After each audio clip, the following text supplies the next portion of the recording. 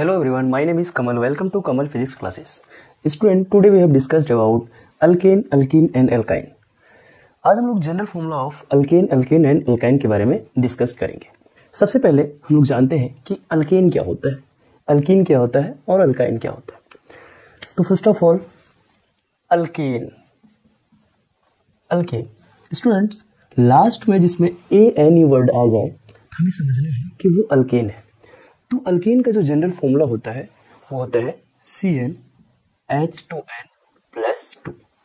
ये अल्केन का general formula है। नेक्स्ट हमारा है अल्कीन। तो अल्कीन ALKENE अल्कीन। अगर लास्ट का वर्ड हमारा ENE आ जाता है, लास्ट वर्ड हमारा ENE आ जाता है तो हमें समझना है कि ये क्या है, अल्कीन। और अल्कीन का जो जनरल फॉर्मूला होता है वो होता है CnH2n। लास्ट वर्ड हमारा ENE आना चाहिए। तो अल्कीन यानी कि जिसमें डबल बॉन्डेड कार्बन हो। इसके बाद है हमारा अल्काइन, अल्काइन। ध्यान रहे लास्ट में यहाँ क्या आ रहा है, YNE, आइन। तो अगर लास्ट में आइन आ जाए तो हमें समझना अल्काइन है और इसका जनरल फॉर्मूला होता है CnH2n-2। और ये ट्रिपल बॉन्डेड कार्बन एटम होता है। ये कैसा होता है, ट्रिपल बॉन्डेड कार्बन एटम। और ये होता है double bonded carbon atom. Alkane होता है सिंगल बॉन्डेड कार्बन एटम। यहाँ पे कार्बन बना देते हैं। ये होता है हमारा triple bonded carbon atom. Alkane यानी कि single bonded carbon atom, alkyne यानी कि double bonded carbon atom, alkyne यानी कि ट्रिपल बॉन्डेड कार्बन एटम। सबसे पहले कुछ एग्जांपल्स देखते हैं। फॉर एग्जांपल अगर हम n का वैल्यू 1 ले लेते हैं, n का वैल्यू क्या ले लें, 1। If n is equal to 1 तो क्या होगा, यहाँ n की जगह 1 रखते हैं यानी C1 और यहाँ h के उसके बाद 2 है, n की जगह इंटू 1 रखेंगे +2 तो हमारा क्या बन के आ जाएगा, CH2 2 4 यानी CH4।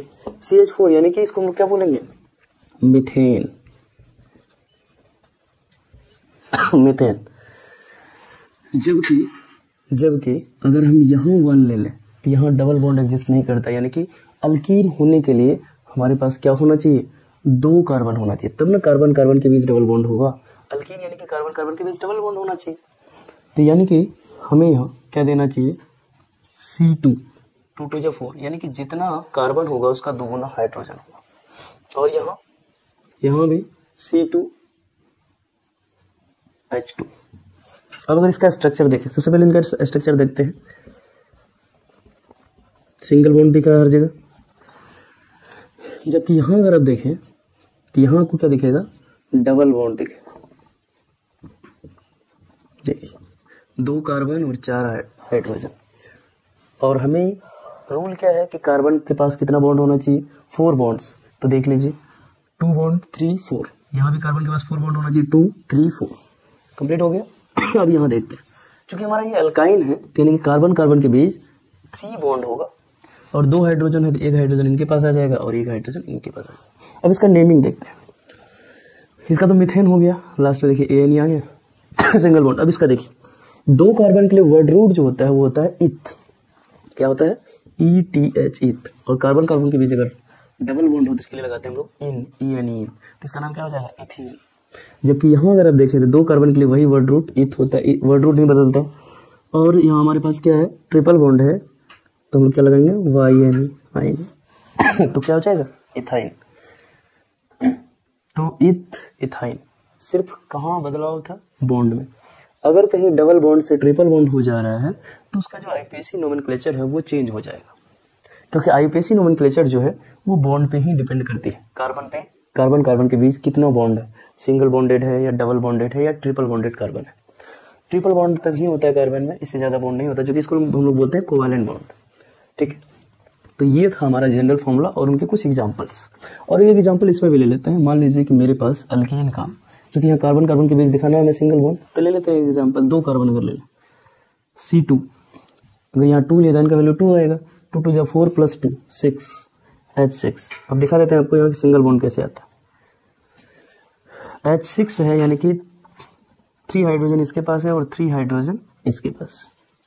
तो ये जो हमारा बन के आ रहा है, दो कार्बन है तो 2 कार्बन के लिए वर्ड रूट क्या आता है, इथ।